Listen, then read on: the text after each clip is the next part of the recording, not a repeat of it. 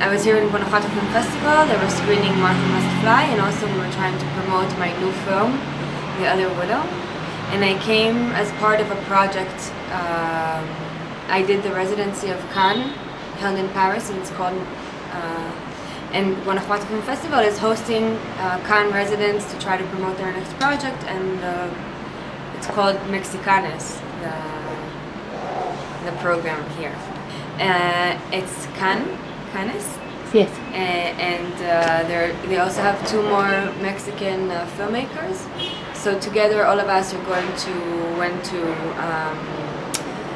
workshops and had script editors, and all of us were trying to promote our next film. Oh, I love it. I love it. Guanajuato is a beautiful place. I find Mexico to be also very spiritual and has a very strong culture to it, and very unique. And at the same time, people are very at ease, and everything is very colorful. And I find it very interesting. I was traveling in South America for a long time, and it was beautiful. But here, there's deeper culture, maybe something more like really open-minded here. You just want to like see more and hear more and meet people, and I really like it. People are really nice also, so it's really great. Yeah, of course. You know, I think it's a very interesting place. There's lots to say, lots to. Yeah, definitely. Just need a script. You know, that's the biggest problem. Now you come from a country at war. Israel is now at war. What are your impressions about this conflict? Well, you know, we kind of like live in the same.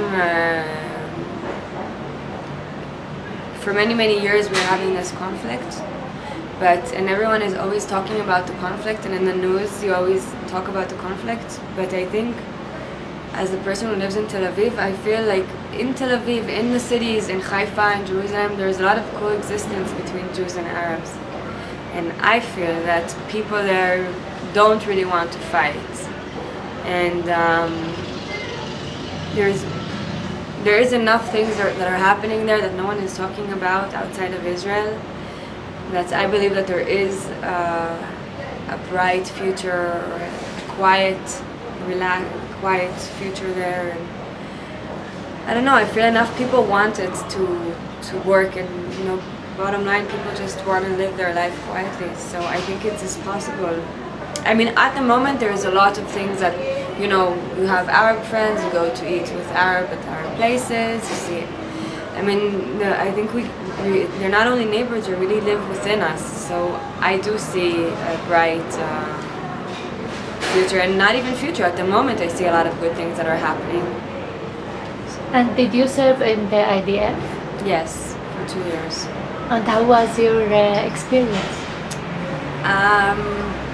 I don't have much to say about the experience. I can say what's really good about the army is that many people from many different types of the classes or places in Israel, they all have to do it.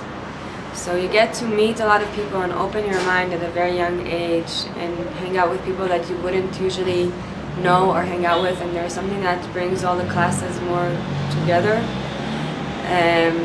About the service, you know, everyone has their own job. I was responsible for soldiers, and I think it gave me a lot back then. It's age 18, you understand that you can trust yourself and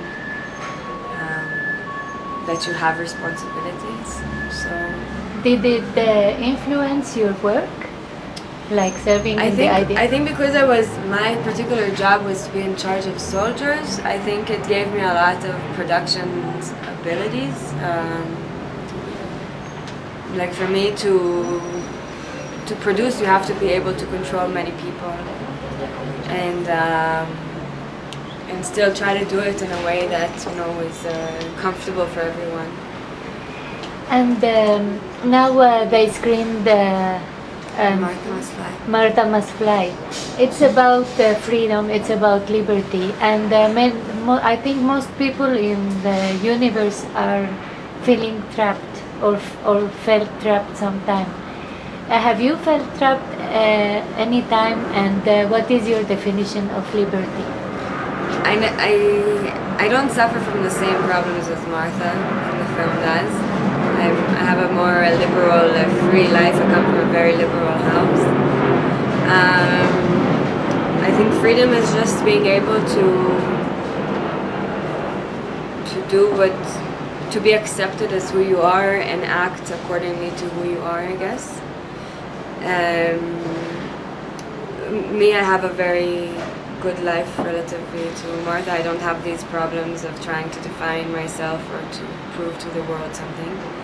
And I think Martha, yeah, she's, in the end, she wants to be free in the sense of doing her thing, reading her books, expressing herself. And she can't, she's captivated, she doesn't have any options in the film. So this is like what the film maybe is trying to say, like no one owns anyone. It's Because what do you think about the problem of the foreign workers in Israel? Well, a few years ago it was more problematic. This talks about in the 90s we had a lot of Russians immigrating to Israel, and it was really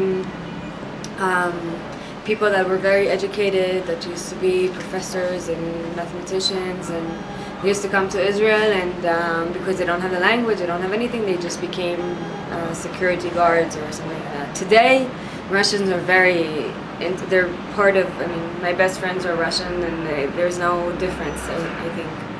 But I think this talks about a problem that it also, back then, when you would have a foreign worker coming to Israel, he would have to come work for that person that he's working for, and he couldn't leave him unless the person dies or asks him for him to be transferred. And it kind of talks about that, but today the law has changed. And today it's not really Russians, it's the Filipinos. And it's a bit different. It's they don't necessarily come to Israel for ideological reasons like the Russians used to come. So it's very different. Today I think it's more tolerated. It's easier to be a foreign worker than it used to be back then. And but all over the world people have the same problems, not just in Israel. So I think it just talks about this situation, more about, I'm not necessarily criticizing Israel as I'm criticizing the world for allowing this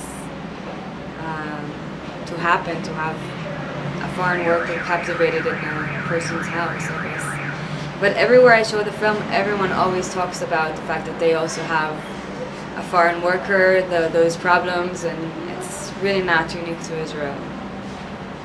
That's what I found out. I didn't know that before I made the film. And Marta is also reading in the trailer a book. She's reading a book by Genghis Aitmatov called The Day. By who? Genghis Aitmatov. He's a Russian writer, and it's called The Day Lasts More Than 100 Years. And there's something very similar in the character in the book and to Martha, that they both. The character in the book he feels captivated in the system, and he looks at the birds and he's like, oh, this bird is so free and I wish I could fly like the bird. And that is probably what influences Martha to want to fly. So what were you inspired, what was your inspiration to want to make this movie? Well, actually it's inspired by a short story by Dylan Thomas called The True Story. It's from I think 1943, the story. But I think what inspires in the film is I was just very I really wanted to deal with trying to express, I mean, artistically I was very drawn to this story because expressing captivation, need to fly, there's something that as a director it's very interesting to deal with for me. So I was very intrigued and just trying to convey this the feeling, you know. And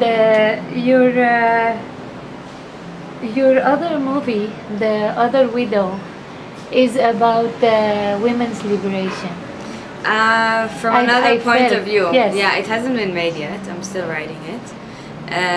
It's from another point of view because it's taking it's about Ella, who is dating a man who is married, and the film begins with his death.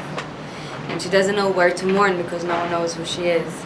So it does talk about women's liberation, but you take the woman that is the less known, the second option, and she is actually the strong one because she chose to be there. She chose to be a career woman. She chose to have a man with that part in her life. So maybe it talks about more the modern woman and not being so dependent on a man. Maybe that's in that aspect it's about women's liberation.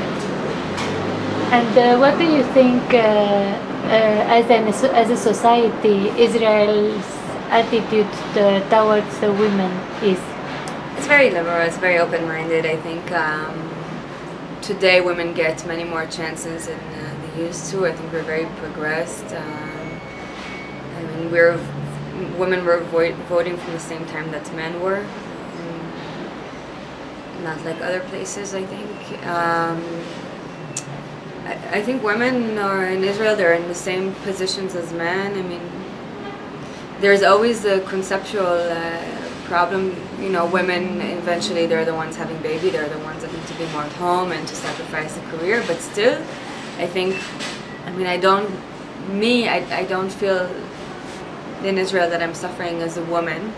Maybe as a director, a female director, sometimes it's a problem on sets, you know, on one-on-one people. It's always a problem, and I think it's everywhere, that problem, because it's like they don't want to take orders from women? Or? But I don't think it's a specific thing for Israel. I think it's still in the world that issue, but I feel in it, I don't feel so different. I think there's a lot of progress. There's a Rehovot International Women's Film Festival, and in Israel. And since this festival, they actually created this festival to try and create an equality between men and women. And all the time, the director of the festival says the minute that it will be equal, she would love the festival to cease to exist, because it's just for that. And since this festival was created, more women are sitting in committees, more women are directing. I think this year women really stood up because in Cannes Film Festival, out of 6 films, I think 4 were directed by women and really got to like official competitions. Like worldwide? Like this year in Cannes, yeah. Yes. And I think many, like this year and last year, I think it was more women directing, or at least getting to recognition for their films worldwide. So I think it's a very good year for women, and there's many more women in committees, which is the biggest difference, I think, because when it's, you know, in the end, the committee is it's a matter of taste. Who gets it's not necessarily the most developed. It's also a matter of taste. So you have to have women in the committees to give women the opportunities.